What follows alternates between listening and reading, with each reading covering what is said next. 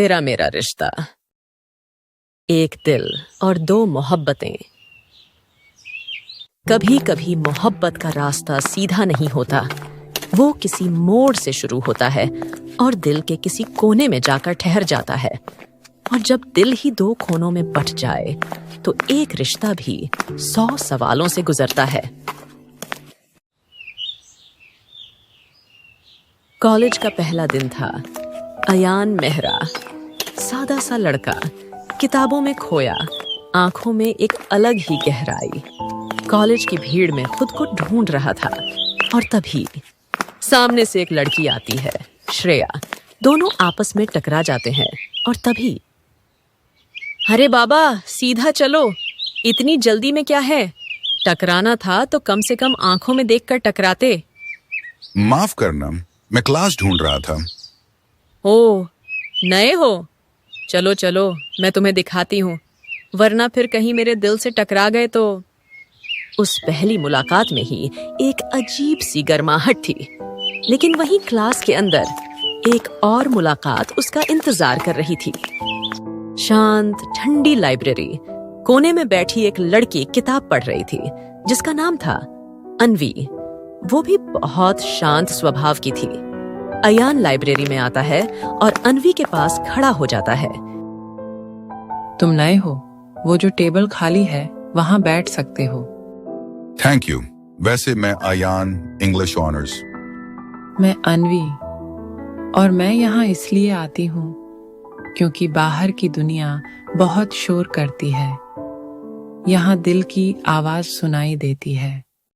अयान ने उस दिन महसूस किया, श्रेया तेज थी, चंचल थी, लेकिन अन्वी जैसे सुकून थी।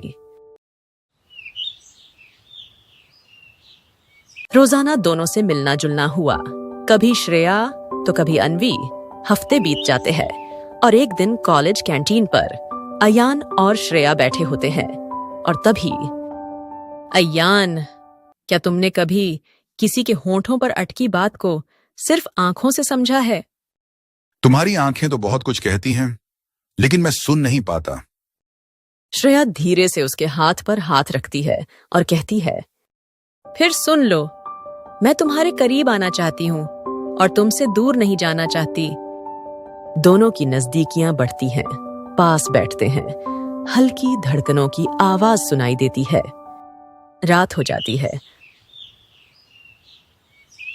अयान और अन्वी रात के 11 बजे हॉस्टल के कॉमन रूम में एक प्रोजेक्ट पर काम कर रहे होते हैं तो तभी अन्वी अयान से बोलती है, आज तुम्हारा चेहरा बहुत थका हुआ लग रहा है। कुछ गलत हुआ है क्या? नहीं, बस खुद से ही उलझा हूं। अन्वी करीब आकर उसके बालों में हाथ फिराती है। कभी खुद से भागना बंद करोगे तो शायद समझ आ जाएगा कि जो तुम्हारे लिए है वो पास ही है। अयान की नजरें अन्वी की आंखों में ठहर जाती हैं।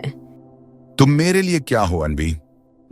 वो जो हर रोज बिना कहे तुम्हारा इंतजार करता है, और जब तुम पास होते हो तो सांसें भी चुप हो जाती हैं। वो एक दूसरे के बेहद पास बैठते हैं, हाथ थामते हैं और सिर्फ एक लंबी गहरी नजरों की बातचीत होती है। एक शाम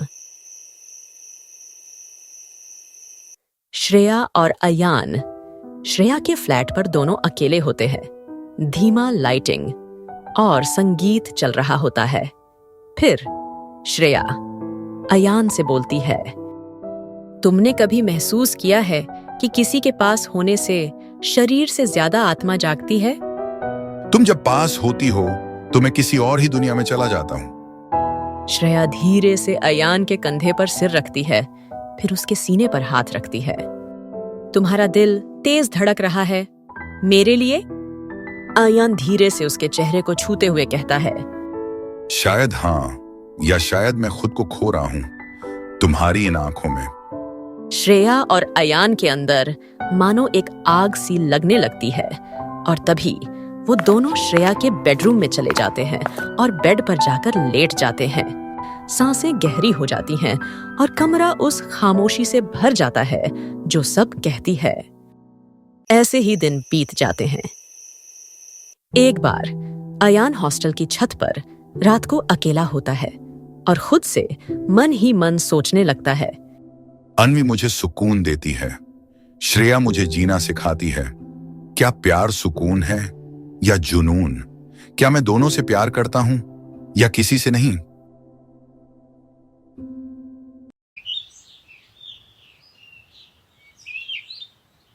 एक दिन कॉलेज के गार्डन में तीनों आमने सामने आ जाते हैं। मैंने तुम दोनों से बहुत कुछ पाया। श्रेया, तुमने मुझे वो दिया जो मेरे अंदर छिपा था। अन्वी, तुमने मुझे वो एहसास दिया जो मेरे अंदर गहराई बन गया। लेकिन आज मैं एक रिश्ता चुन रहा हूं जो दिल को नहीं, आत्मा को शांत करता है। वो अन्वी की ओर देखता है और कहता है, मैं तुम्हारे साथ खुद को पा सका अन्वी, और मैं चाहता हूं कि मेरी हर सुबह तुम्हारी मुस्कान से शुरू हो। श्रेया की आंखों में आंसू आ जाते हैं। श्रेया मुस्कुराकर एक आंसू पोंछते हुए कहती है, मुझे खुशी है कि तुम अपने दिल को समझ पाए, और याद रखना, मेरी जगह तुम्हारे बीते कल में थी और हमेशा रहेगी।